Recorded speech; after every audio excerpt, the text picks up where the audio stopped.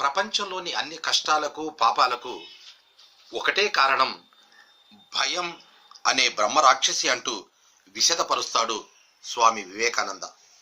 అయితే ఇంకా కొంత లోతుగా వెళ్ళి అసలు ఆ భయానికి కారణం ఏమిటనుకుంటే అసలు సమస్య అజ్ఞానాంధకారం అన్నది బోధపడుతుంది.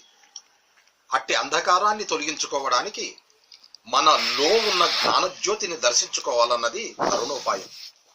అందుకోసం సద్గ్రంథ పఠనం, సన్మార్గుల సాంగత్యం సముచితమంటారు పండితులు.